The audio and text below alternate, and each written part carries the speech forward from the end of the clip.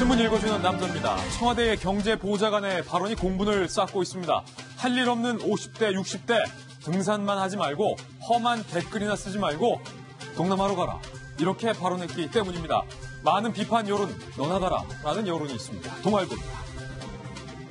청와대 경제보좌관 50대, 60대 할 일 없다고 험한 댓글 달지 말고 아세안, 동남아 국가연합, 아세안으로 가라라고 발언을 했습니다. 기업 CEO들을 상대로 한 공개 강연에서 청와대의 김현철 대통령 경제보좌관이 사진에서 보시는 것처럼 이렇게 말을 한 겁니다. 그러면서 박항서 감독도 쫓겨났는데 베트남 가서 대박 터뜨렸다. 50대, 60대 조기 퇴직했다고 산에만 가지 말고 동남아, 인도에 가라. 이 정도면 말 실수가 아니라 평소 소신, 확신에 가깝다라는 지적도 나오고 있습니다. 엄청난 비판과 비난 여론이 쏟아지고 있습니다. 김현철 대통령 경제보좌관에 대한 각 조간 신문들의 사설도 쏟아지고 있습니다. 한 대목 보실까요? 중앙일보 사설입니다. 해외주선 탄 말고 해외에 가라. 이거 정책 책임자가 할 말인가? 중앙일보는 김현철 대통령 경제보좌관에게 이렇게 썼습니다. 도가 지나쳤다. 국민에 대한 비아냥마저 느껴진다.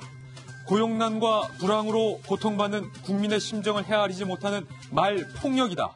당장 취직 걱정에 하루 끼니를 걱정하는 구직자와 자영업자에게 남 이야기하듯 해외로 떠나라는 조언에 누가 공감할 수 있겠느냐.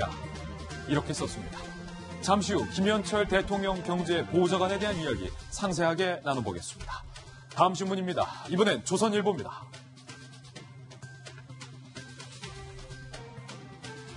폭행의 뺑소니 의혹이 제기된 JTBC 손석희 사장이 시민단체에 의해 배임 혐의로 고발당했습니다. 어제 저희 돌직구쇼에서 상세히 보도해드렸는데 손 사장이 월 1,000만 원씩 2년을 보장해주는 용역을 제안한 것과 관련해 회사 돈을 개인 비위를 가리기 위해 쓴 배임에 해당한다는 겁니다. 다 합치면 2억 4천만 원입니다. 한편 경찰은 손 사장의 소환 일정을 조율 중이라고 밝혔습니다.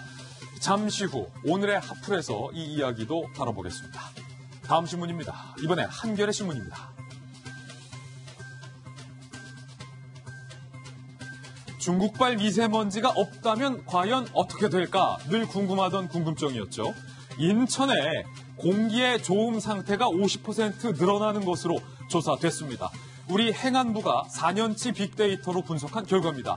미세먼지의 상당수가 중국발인 것이 다시 한번 입증된 결과입니다. 하지만 일각에서는 비판적인 여론도 만만치 않습니다. 정부가 그동안 중국 탓인 걸 몰랐냐는 겁니다. 이제 와서 이런 조사하는 것도 늦었고 왜 중국에게 쓴소리 한마디 못하냐는 불만이 높습니다. 다음 신문입니다. 이번엔 한국일보입니다.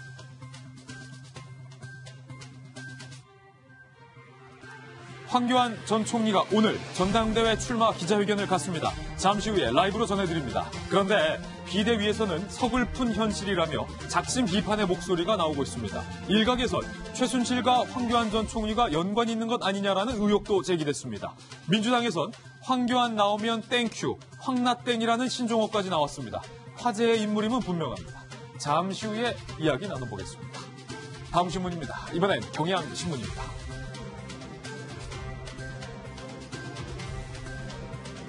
유엔에서 일본군의 성노예를 증언했던 김복동 위안부 할머니가 어젯밤 별세했습니다. 향년 93세, 위안부 할머니들의 정신적 지주 역할을 했던 김 할머니의 별세 소식에 저를 포함한 많은 분들이 안타까워하고 있습니다. 고인의 명복을 기원하겠습니다. 지금까지 신문 읽어주는 남자였습니다.